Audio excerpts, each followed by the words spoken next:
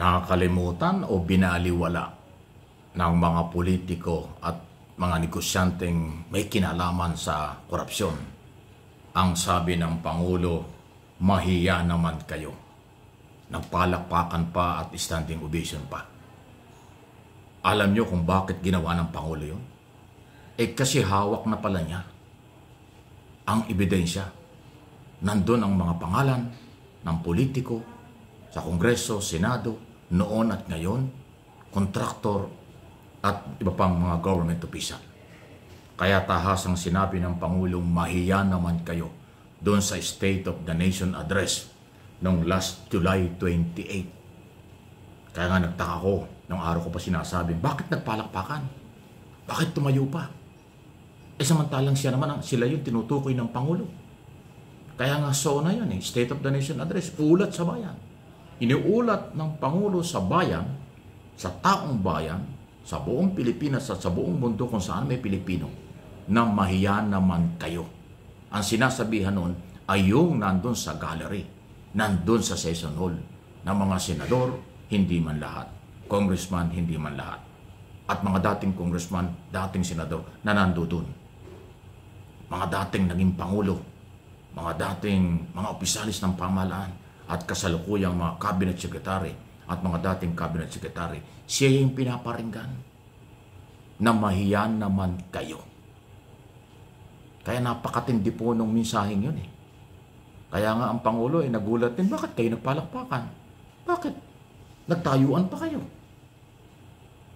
Ganong katindi ang dating sa mga taong posibleng manhid na sa paggawa ng iligal at pagkuha at paggastos ng pera ng bayan.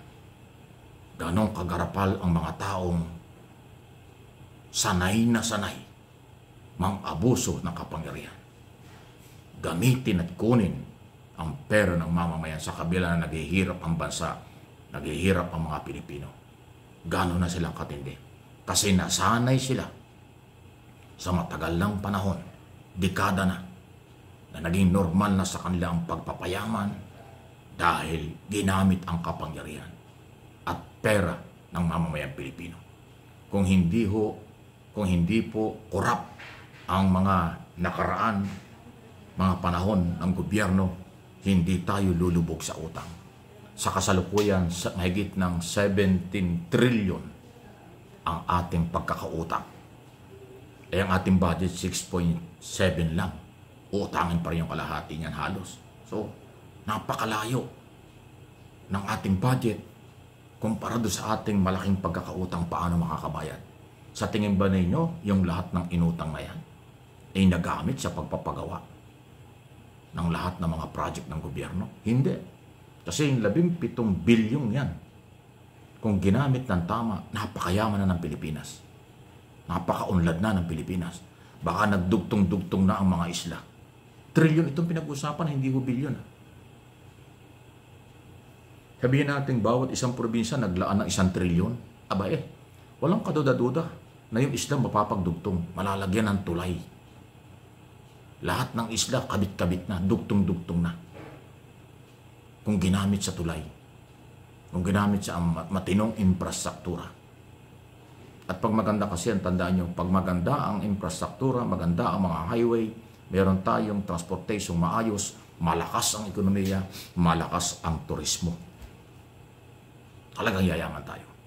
Ang problema ho yung ating, kasi po nitong isyong ito, yung ating, ilan ba yan? 7,500 island. Iilan lang dyan ang nagkakadugtong-dugtong dahil sa mga tulay na ginawa. Marami, majority dyan. Yung iba dyan hindi pa nararating. Ang iba dyan talagang parang hindi Pilipinas. Napakalalayo at walang maayos na communication at transportation.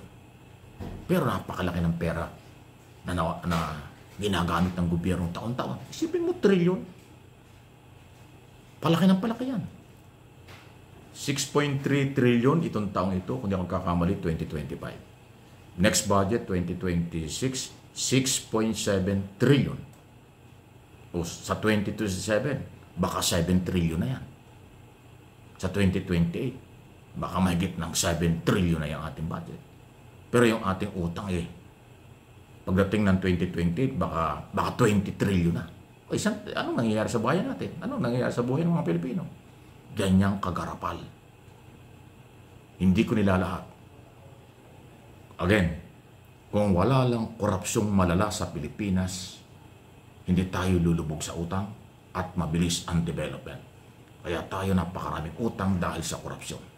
Sinabi na ng mga malaking bangkong nagpapautang sa atin, yung pinapautang nila 20% na pupunta sa korupsyon. Ganong katindi.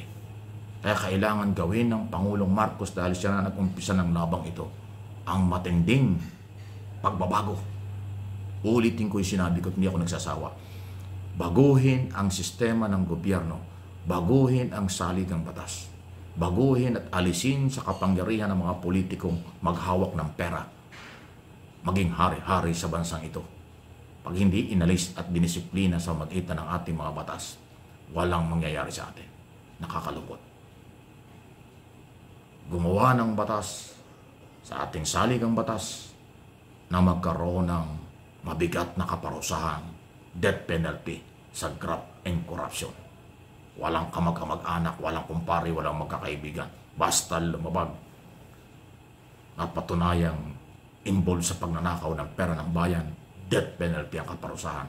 May pag-asa tayong dahan-dahang makarecover. Dahan-dahang matipid ang pera at madidevelop ang maraming lugar sa ating bansa. Kapag kinatakutan at natakot na merong parusang bitay sa mga abusado sa pera at kapangyarihan. Ngayon po walang ganon. Kayang-kayang nilang bayaran ang ating korte. Kayang-kaya nilang paglaruan ang ating justice system.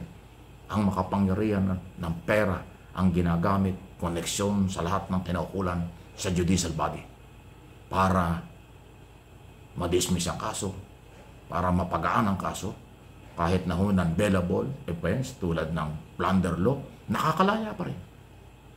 Drama-drama lang, nakakalaya na ang politiko.